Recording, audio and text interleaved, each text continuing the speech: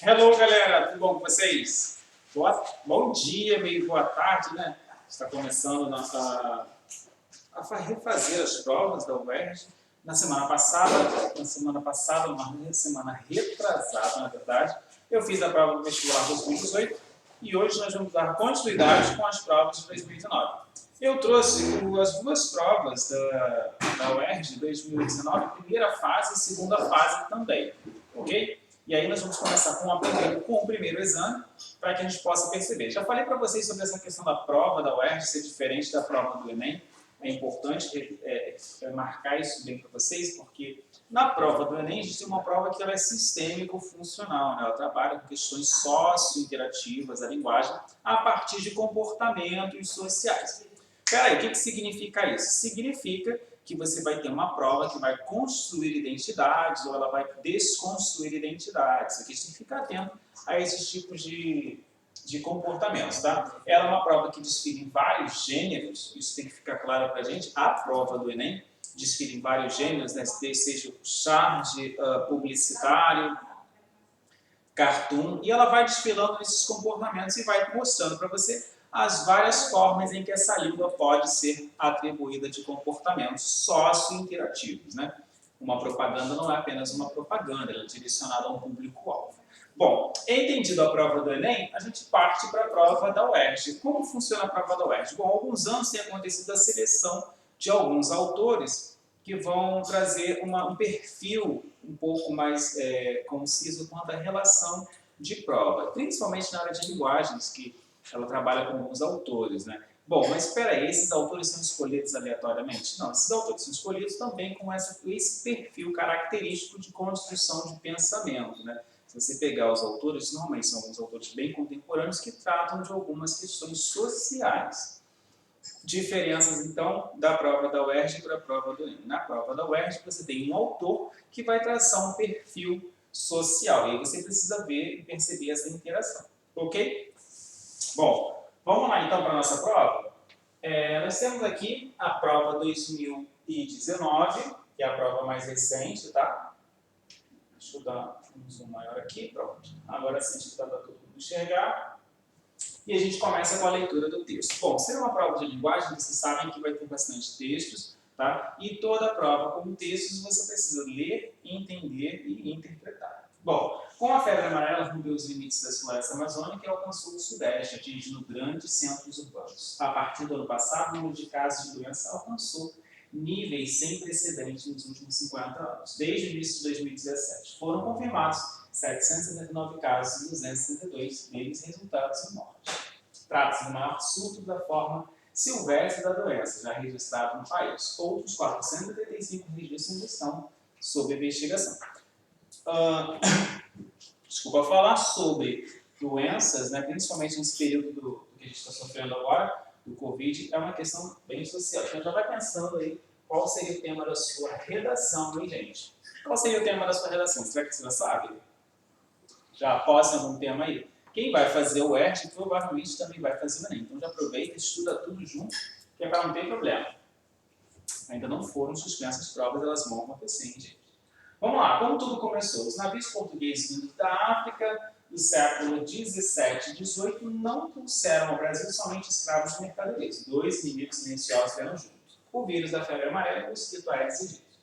A consequência foi uma série de surtos da febre amarela urbana no Brasil, com milhares de mortos. Por volta de 1940, a febre amarela urbana foi erradicada, fato.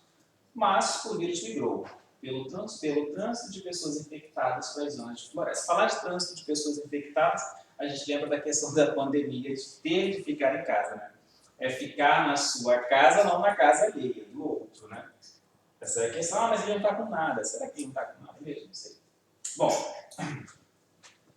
por volta de 1940, isso, parei na região amazônica. No início dos anos 200, 2000, aqui assim deu, a febre amarela ressurgiu e as áreas da Mata Atlântica. Três teses tentam explicar o fenômeno. Bom, vocês podem perceber que é um texto totalmente científico, tá? E ele trabalha com argumentos de causa e pesquisa a partir de fatos. Não são só argumentos que vão construir uma opinião, ok, gente? Isso fica claro pra gente. É um texto totalmente científico. Segundo o professor Aloísio Falquetto,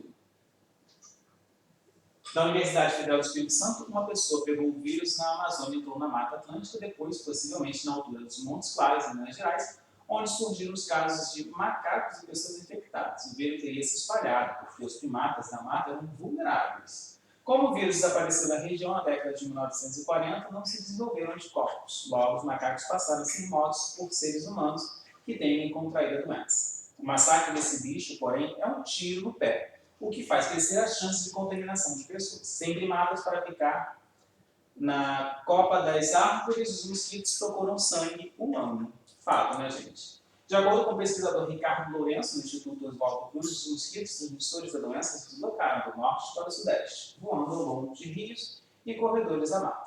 Estima-se que o mosquito seja capaz de voar 3 km por dia. Quanto tempo, né? Tanto o homem quanto o macaco, quando picado, só carrega o vírus da febre amarela por cerca de 3 dias. Ai, que triste. Depois disso, o organismo produz anticorpos. Em cerca de 10 dias, primatas humanos ou morrem ou se curam, tornando-se imune à doença. E aí criam os verdadeiros anticorpos, né? Vamos lá. Para o infectologista Eduardo Massá, professor da Universidade de São Paulo, o rompimento da barragem de São Marco, em Mariana, em 2015, teve um papel relevante na disseminação acelerada da doença no Sudeste. A destruição do habitat natural de diferentes espécies teria reduzido significativamente os predadores naturais do mosquito, e a tragédia ambiental ainda teria afetado o sistema imunológico dos macacos, tornando-os mais suscetíveis ao vírus. Bom, eu vou parar minha leitura aí e a gente sabe que o texto vai fazer toda uma correlação entre dois pontos, entre os argumentos e a prova de causa. O que seria essa prova de causa? Ele não dá só argumentos. Ele vai argumentar e assim ele vai mostrar para você qual foi o fator que levou a ter a certeza dessa ideia. Tá? Vamos lá.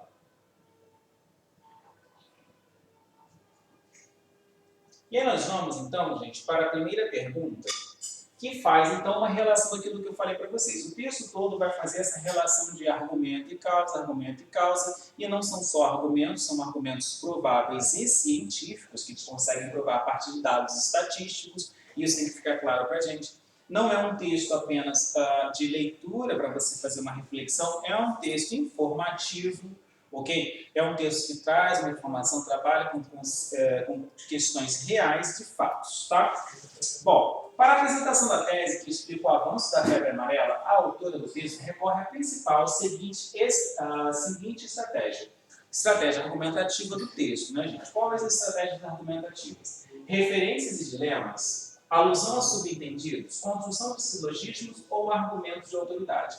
Com certeza, se você entendeu o que eu acabei de te falar, e se você entendeu sobre essas questões de argumentar e provar os argumentos, você vai marcar a alternativa D. Deixa eu pegar minha caneta.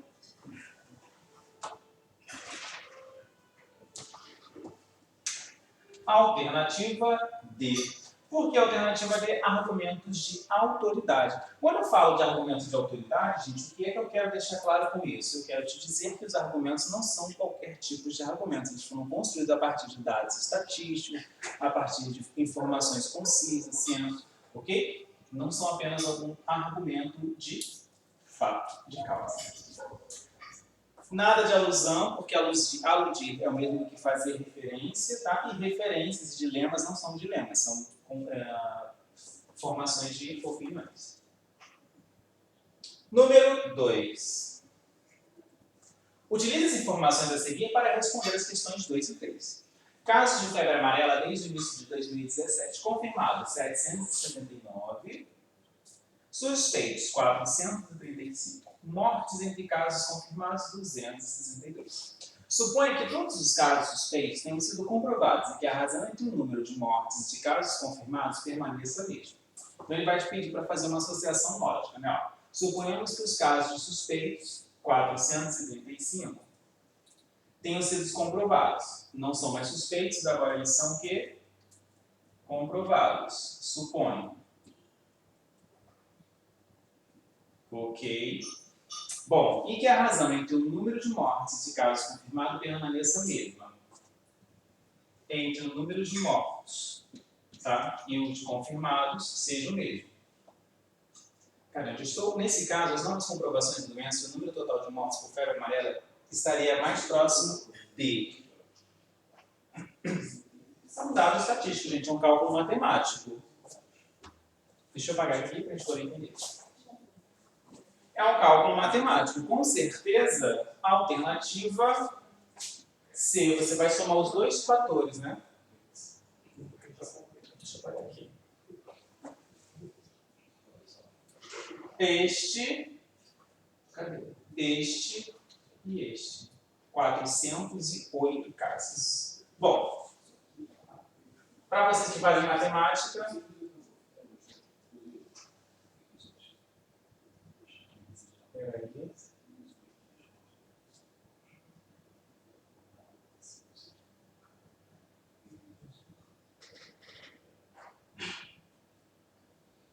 vamos para o número 5. E aí sim trabalhamos com questões de linguagem. Município e Porto do Rio de Janeiro. Vamos lá? Em fevereiro do ano de 1876, a febre amarela foi amildando isso, os seus acometimentos, especialmente na cidade do Rio de Janeiro, receando-se por isso que progredisse em sua marcha e tornasse epidêmica. Julguei convincente providenciar desde logo. Incumbiu uma comissão especial facultando-lhe o preciso recurso à investigação e remover, quanto fosse praticável, as causas que mais direta e imediatamente pudessem concorrer para o desenvolvimento da febre amarela, particularmente nos lugares onde pessoas pobres se aglomeram. Tá? Essa é a questão de número 5, que faz uma relação quanto... Esse texto, gente, é de 1844, tá? A 1885, a primeira questão de pandemia com a febre amarela, não é isso? Sim. Bem antigo, né? Vamos lá. Os relatos sobre as ondas epidêmicas de febre amarela na cidade do Rio de Janeiro apareceram com frequência nos periódicos. Periódicos mesmo que jornais, ok? Especialmente a partir da década de 50. De acordo com o documento acima, no início da década de 70, o alastramento da doença era associado ao seguinte fator, uma questão interpretativa, tá? Essa é a questão de número 5, vamos lá. Elevação da taxa de natalidade, variação das condições climáticas, ingresso de estrangeiros com infecção e insalubridade das resistências populares. Olha, de acordo com o documento, no início da década de 70, então, no documento ele fala que o alastramento da doença estaria ligado, associado a que fator? Variação das condições climáticas, elevação da taxa de natalidade, ingresso de estrangeiros com infecção ou insalubridade das residências populares. Com certeza a letra... Olha, em fato, né, gente, isso aqui a gente consegue perceber logo no finalzinho, ó. Imediatamente pudesse concorrer para o desenvolvimento da febre amarela, particularmente nos lugares onde pessoas pobres se aglomeram. Quando ele fala de pessoas pobres se aglomeram, ele está falando das residências de pessoas de baixa renda. Ah, mas isso é preconceito? Não, ele está fazendo uma associação de que a doença estaria particularmente sendo disseminada, né, desenvolvida com maior frequência nesses lugares. Eu vou falar assim, não sai de casa, fica em casa, evita o contato, as pessoas não acreditam. Então, insalubridade das residências populares, ou seja, as grandes massas.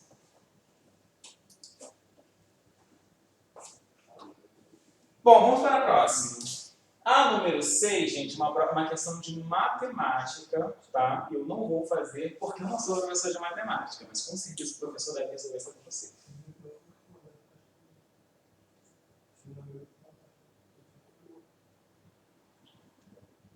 Vamos para a número 7, e aí é uma questão, mas espera aí, na prova da UERJ vai ser assim, misturado sim, em alguns cálculos, algumas questões matemáticas que vão aparecer junto com a prova de linguagem. Eu falo só por linguagem e o professor de matemática provavelmente deve explicar a parte de matemática.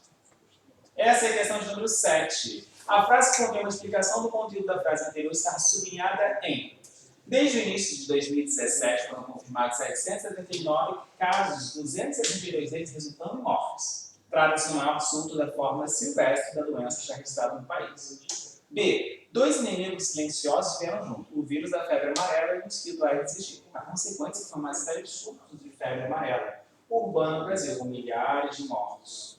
O massacre desses bichos, porém, é um tiro no pé, o que faz crescer chances de uma contaminação de pessoas. Sem primatas para picar na copa das árvores, os mosquitos procuram sangue humano. Tanto o homem quanto o macaco, quando picado, só carrega o vírus da febre amarela por cerca de 3 dias. Depois disso, produz anticorpos. Ele pede para que você marque, então, a resposta em que esse termo sublinhado ele é uma explicação do termo anterior. Na letra A, B, C ou D. Estamos na questão de número 7, e aí você vai me dizer. Você deve ficar na dúvida assim, mas espera aí, são todas muito iguais, muito parecidas. Se você perceber, a informação seguinte é uma explicação do contexto anterior. Bom, trata-se do maior surto da forma silvestre, a doença já registrada no país. Esse maior surto da doença, ele está em relação a fatores confirmados, tá? Ou as mortes, e nenhum dos dois. Essa informação é uma informação adicional, é uma informação a mais. Ela não faz uma relação explicativa com a frase anterior. A consequência foi uma série de surtos de febre amarela urbana no Brasil com milhares de mortos. Bom, a consequência, uma série de mortos no Brasil. Essa informação tem uma relação direta? 2 inimigos silenciosos. Febre amarela e Aedes aegypti. Não tem. Não tem uma relação. Também é uma informação adicional. O massacre desses bichos, porém, é um tiro no pé. Não, perdão. Deixa eu ver a primeira parte que faz relação. Sem primatas para picar na copa das árvores, os mosquitos procuram sangue humano. E aí, gente, quando a gente fala de sem primatas, qual é a relação que você tem de explicação? O massacre desses bichos pode ser um tiro no pé, o que faz crescer a chance de contaminação de pessoas. Contaminação de pessoas vão ocorrer porque você não tem primatas para que eles possam ser picados nas copas das árvores. Então, com certeza, a alternativa C.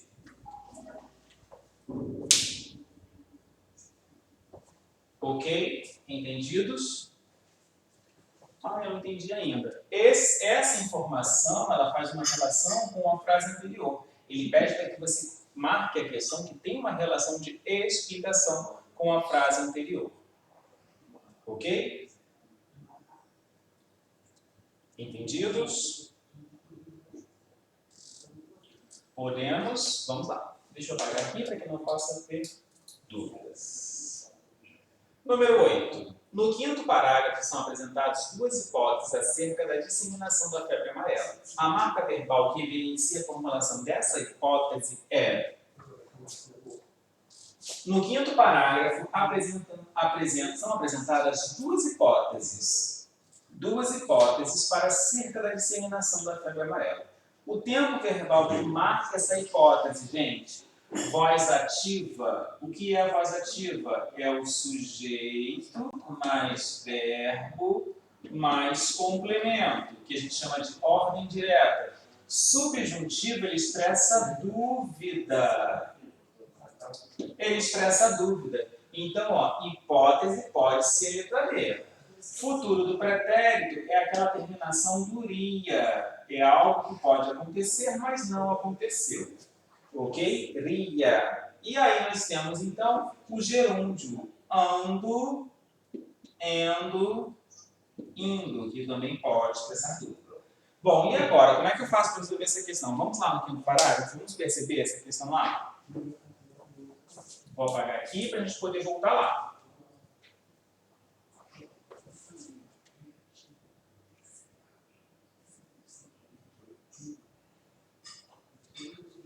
(15, 10, 5º parágrafo, ó. Vamos lá. Ele fala sobre a disseminação, no 5º parágrafo.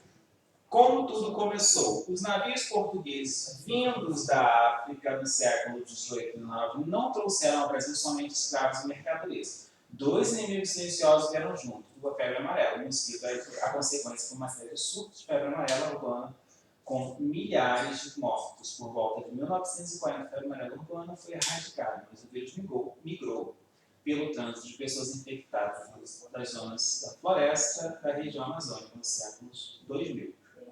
Ressurgiu em áreas da Mata Atlântica. 3 teses tentam explicar esse fenômeno. Bom, Como tudo começou, nós temos aí, trouxeram, tá? Trouxeram ao Brasil somente escravos e mercadorias. A gente está falando dos navios portugueses, vindos da febre amarela. E aí vamos lá para a nossa pergunta. Esse é o 5º parágrafo.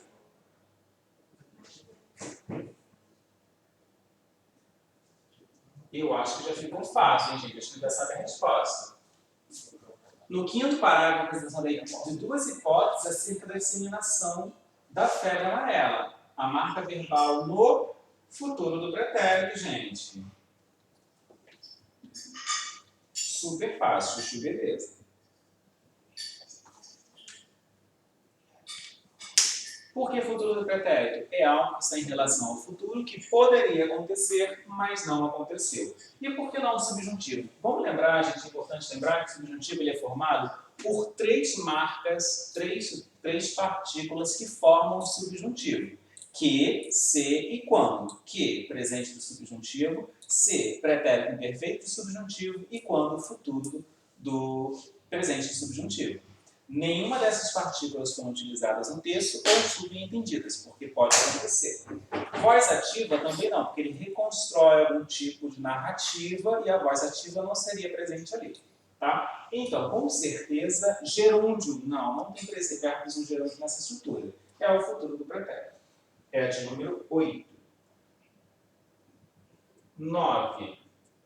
No 6º parágrafo, a interlocução do leitor é explicitamente marcada pelo emprego de 6º parágrafo. O 6º parágrafo a gente acabou de ler, né? Mas pode voltar lá. Vamos até o 6º parágrafo. Mas eu preciso voltar na prova o tempo todo? Sim. Nesse tipo de questões, sim. 5º parágrafo, 6º parágrafo. Quando você volta na prova, você tira as suas dúvidas e marca o que você quer saber. 6º parágrafo. Como tudo começou? Uma pergunta ao seu interlocutor. O que é uma pergunta ao seu interlocutor? Ele vai estabelecer um diálogo com a pessoa que está lendo esse texto. Então, vamos lá.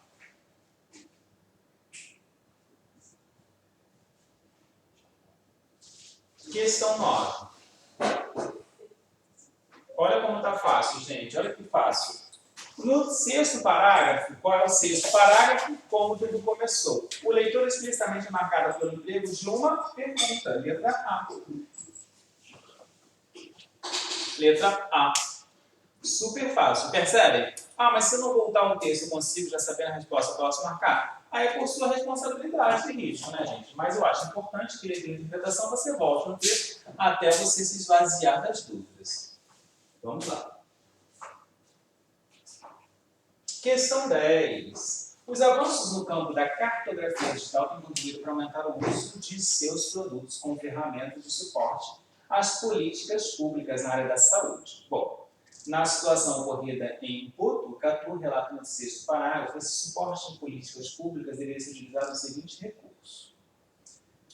Número 10, nós temos então, bloco de relevo fabricados com impressoras a 3 dimensões, plantas cadastrais confeccionadas com imagens de satélites, cartas estaduais construídas com técnicas de fotointerpretação, mapas de síntese elaborados com sistema de informação geográfica.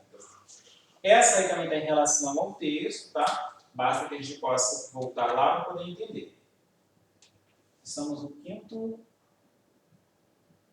6º parágrafo. Vamos ver o que acontece no 6º parágrafo? Vamos lá.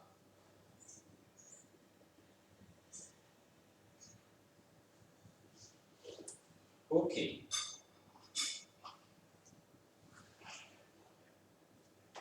Outros 400 registros ainda não foram. Aí ele fala essa questão de como chegou até o Brasil, a febre amarela foi erradicada, o vírus migrou, infectando as florestas para a região amazônica. Gente, é uma questão geográfica, realmente. Ele fala sobre a questão cartográfica, né?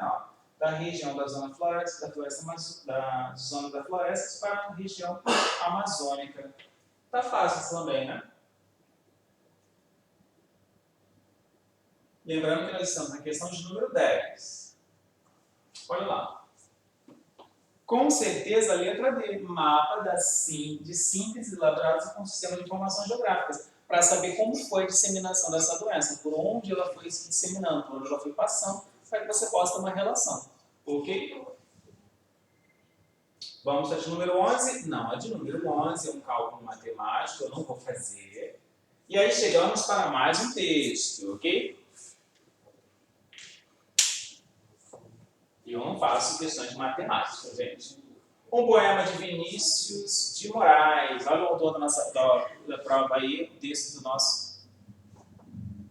Mais um texto da nossa leitura. Vou fazer como eu fiz no texto anterior, vou ler até uma parte, depois a gente percebe que o texto trabalha com essa informação o tempo todo. A flutuação do gosto em relação aos poetas é normal. Como é normal a sucessão de modos de fazer poesia? Pelo visto, Vinícius de Moraes anda em baixa acentuado.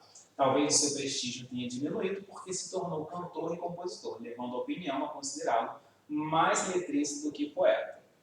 Bom, mas deve ter sido também porque ele encarnou um tipo de poesia oposta a certas modalidades para as quais cada palavra tem de ser objeto autônomo, portador de maneira isolada, ou básica, do significado poético. Na história da literatura brasileira, ele é um poeta de continuidades, não de rupturas. O nosso, ao tempo, tende a ruptura, triunfo do ritmo ou mesmo ruído sobre as melodias. Assim como tende a suprimir as manifestações de afetividade. Ora, Vinícius é melodioso e não tem medo de manifestar sentimentos, como a naturalidade que deve se desgostar às poéticas de choque. Por volta, ele chega mesmo a cometer um pecado, a maior parte do nosso tempo, o sentimentalismo.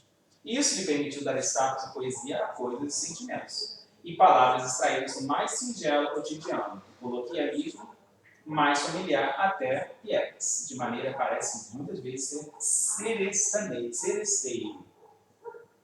Vamos lá? Mais um pedacinho. Isso lhe permitiu dar o status de poesia a coisas, sentimentos e palavras extraídos do mais singelo cotidiano, do coloquial mais familiar até piegas, de maneira parecida muitas vezes seresteiro, milagroso, transformando em poeta maior. João Cabral disse de uma vez que sua própria poesia remava contra a maré da tradição lírica da língua portuguesa. No início seria o contrário de alguém integrado no fluxo da corrente, porque isso se dispôs a atualizar as tradições. Isso foi possível devido a uma maestria com que dominou o verso, jogando com todas as suas possibilidades. E aí o texto continua, tá? Eu peço para que depois vocês façam a leitura do texto por completo. A intenção não é ficar lendo, mas sim dar uma noção do texto para quem não leu sobre este, tá? E ele faz esse comparativo o tempo todo sobre a produção do Vinícius de Moraes, como é que ele conseguia compor todas as suas obras, se ele era mais poeta, se ele era mais letrista, nesse caso compositor, tá? E aí ele vem o tempo todo com essas questões e ele vai fazendo essa troca de argumentos, né? Por que e não? Isso é uma justificativa das suas produções literárias. Bom, a flutuação do gosto em relação ao poeta é normal como normal, e a sucessão dos modos de fazer poesia. A relação que se estabelece entre a declaração inicial do crítico Antônio Cândido e o restante do seu texto pode ser definida pela seguinte sequência. E aí foi aquilo que eu havia falado para vocês, né, gente? Ele trabalha com questões de pontos, né? E ele vai trabalhar com as questões de justificativas em relação à própria composição do autor.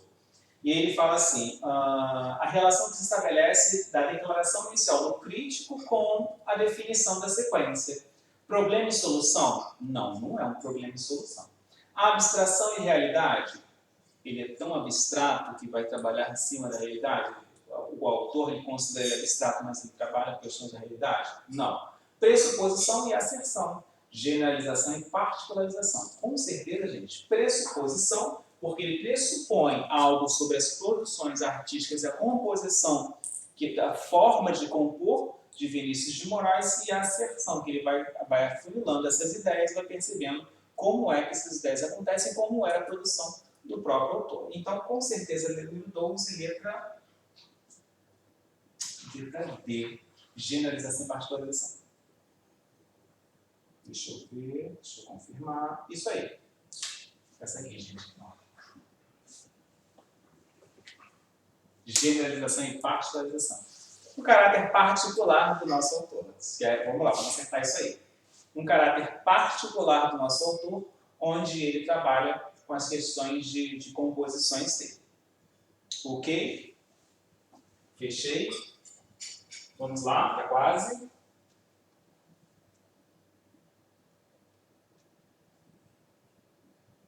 Vamos lá.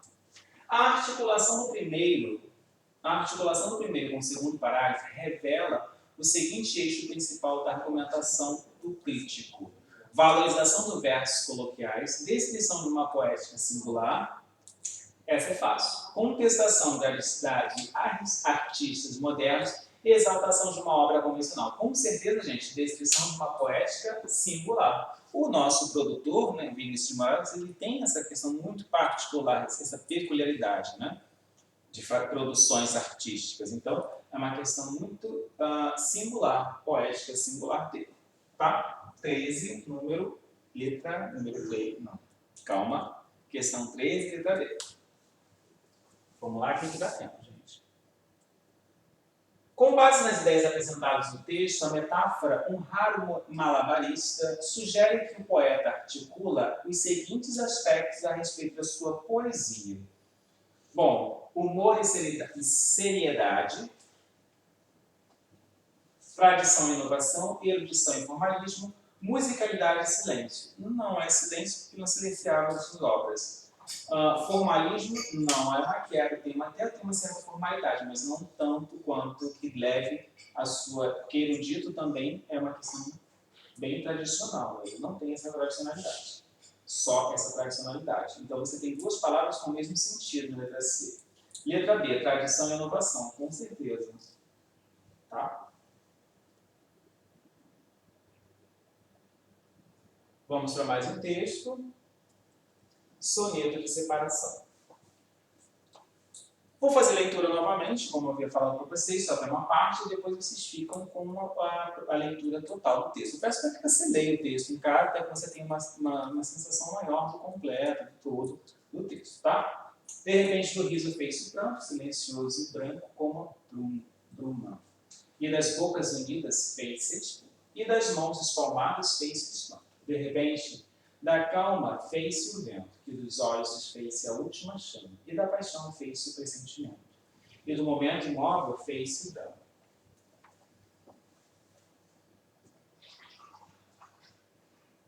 Gente, espera aí, passei demais. Aqui. De repente, não mais que de repente, fez-se de tristeza e fez-se amante, e de sozinho que se fez contente. Fez-se do amigo próximo e distante, fez-se da vida uma aventura errante. De repente, não mais que de repente. Bem simples, né? Vamos então para nossas perguntas. De repente, da calma fez-se o vento, que dos olhos desfez-se a última chama. Essa é a questão de número 15, vamos para a pergunta, né? Em relação à expressão o vento, o verso sublinhava-se uma função de indicar uma gradação, nomeação, comparação, caracterização. Olha só, quando a gente fala de gradação, a gente está falando de figura de linguagem. Gradação é quando você tem sequências de fatos que vão levar ao ápice, ou gradação ou clímax. É um dos dois nomes para esse tipo de informação. Nomeação, você está nomeando algo, você está caracterizando, adjetivando? Não. Comparação, você teria que ter o conectivo como fazendo essa relação, estabelecendo esses dois pontos. Caracterização, de repente da calma fez-se o vento, que os olhos desfez a última chama. Olha, fez-se o vento, da calma fez-se o vento. Ele com certeza caracteriza, sim, letra D. Ok? Letra D. Questão 16. Uma série de transformações é apresentada pelo verbo fazer, acompanhando a palavra ser. A palavra ser vai expressar dúvida em algumas produções de estruturas sintáticas, tá? Vamos lá. Na cena construída no poema, a estrutura linguística produz o seguinte efeito: apagamento dos parceiros da relação, esquecimento da sensação de perda, neutralização dos espaços de conflito e indefinição do momento da despedida. Vamos perceber, gente, isso então? Uma série de transformações é apresentada pelo verbo fazer. Fez, acompanhado da palavra ser. Nessa cena construída no poema, essa estrutura linguística traz o apagamento dos parceiros da relação. Não é um apagamento, é uma caracterização, ficou claro isso. Esquecimento da sensação também não é um esquecimento da sensação.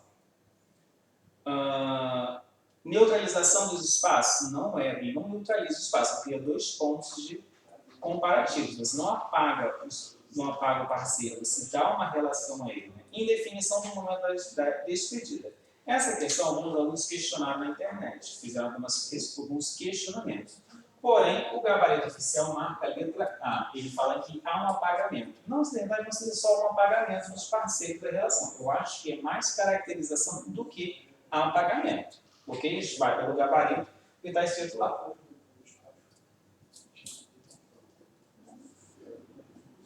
Chegamos a 17. Na terceira estrofe, seleção vocabular, as palavras do texto, evidencia a passagem de um estado emocional a outro por parte do poeta. Gente, a partir dessa seleção, os estados emocionais que passa o poeta pode ser definido como cíclicos, hesitantes, antagônicos ou independentes. Antagônicos, com certeza, ele cria 2 pontos. 17, letra C, essa é fácil. Antagonistas, né? Antagônicos, ele vai se contradizendo, não, a palavra certa seria vai se debatendo com 2 pontos de partida, entre uma coisa e outra, E ele vai ser antagônico, sim.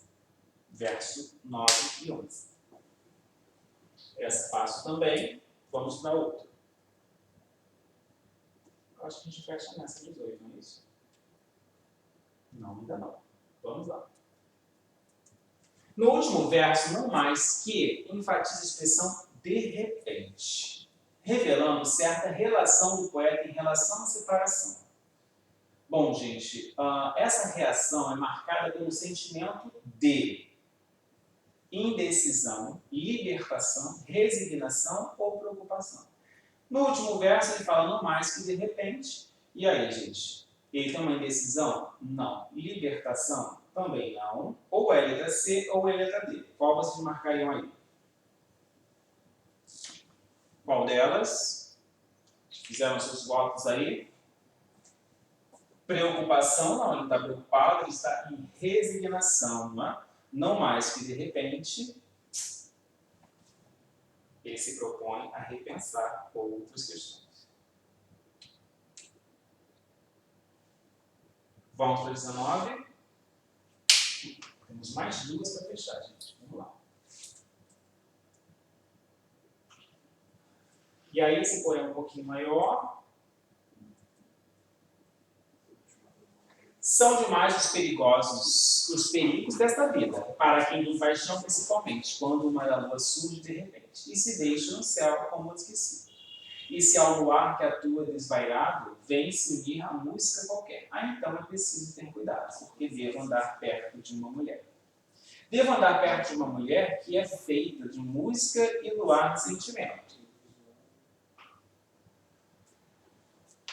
E que a vida não quer de tão perfeita. Uma mulher que é como a própria lua, tão linda que só se espalha sofrimentos, tão cheia de pudor que vive nua. Personagem sempre presente no antigo teatro grego, Corifeu. 2 primeiros versos desse soneto sugerem uma advertência dirigida aos apaixonados. Essa é a questão do 19. Com base na leitura do poema, essa advertência se baseia no pressuposto de que a paixão é capaz de provocar que tipo de estado? Vamos então ao início do poema, nos 2 primeiros versos. Olha lá. São demais os perigos desta vida, para quem tem paixão, principalmente. Então ele fala que é perigoso amar, perigoso gostar de alguém, ter uma paixão por alguém. O poema trata disso. E aí então, na questão 19, ele faz que, com base na advertência, se baseia no pressuposto de que a paixão é apatia, carência, contrariedade ou vulnerabilidade. Com certeza você fica vulnerável quando ama, não é verdade, gente? Então, letra D, vulnerabilidade. Toda vez que você ama, você se coloca numa situação de vulnerabilidade nas relações interpessoais, segundo o poeta. Letra D.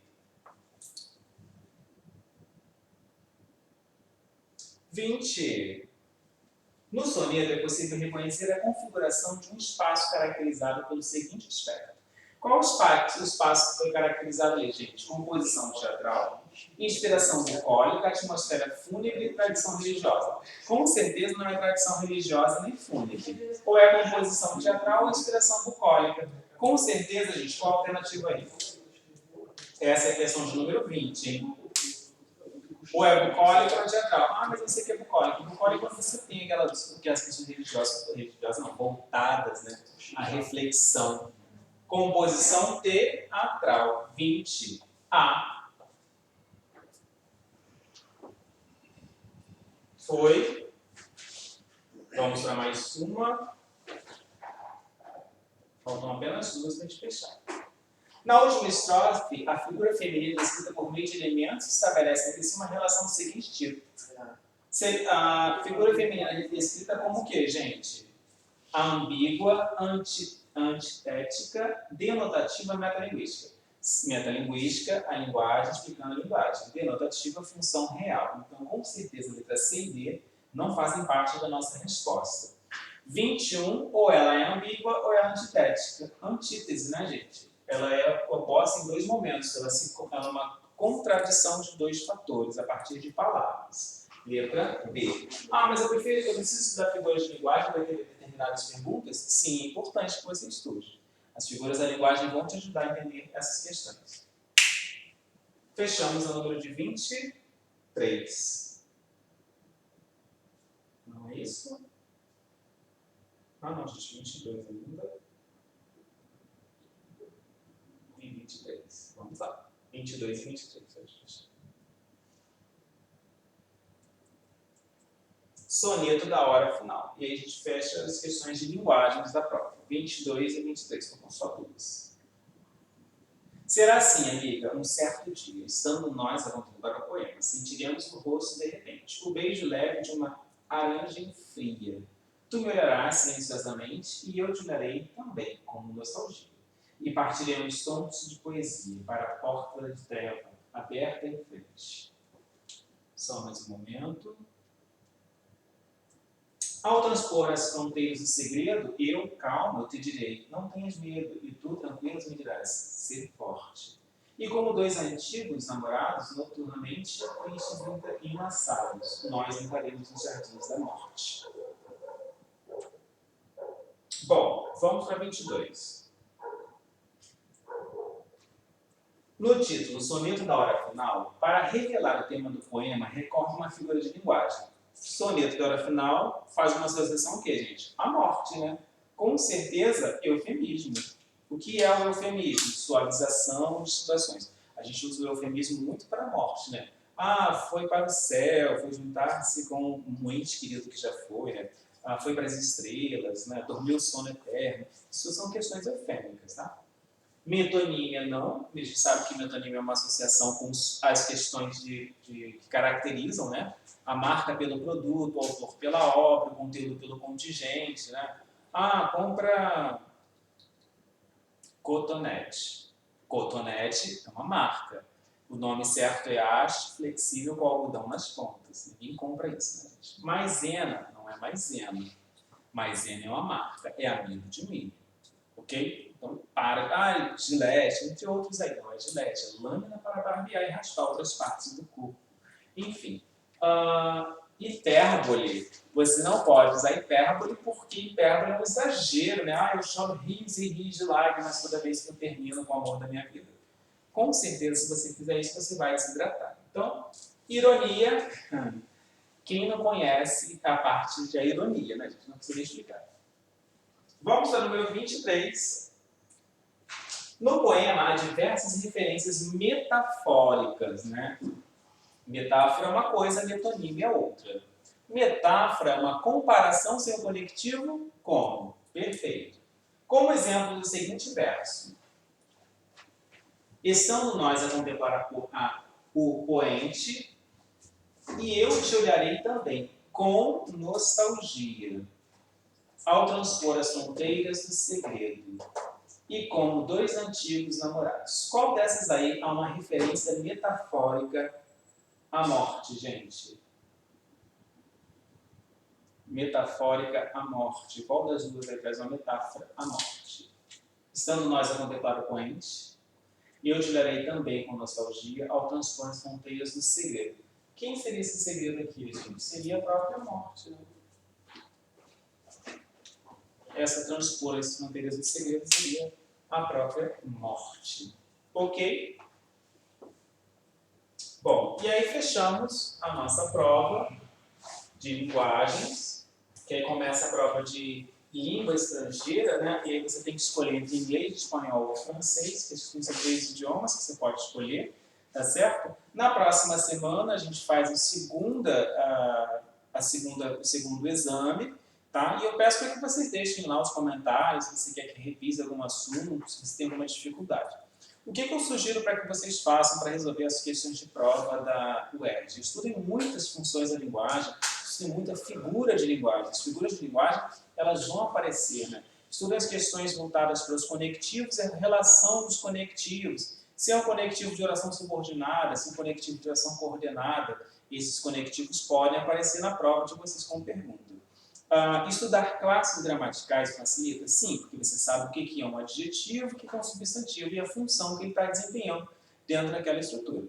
Lembra, a prova do Enem, uma prova sistêmico-funcional, trabalha com questões voltadas à relação de construção de identidades a partir da linguagem, enquanto a prova da UERJ vai trabalhar essas relações a partir de autores dentro destes mesmos comportamentos. São parecidas, porém cada um com o seu perfil de perguntas, né?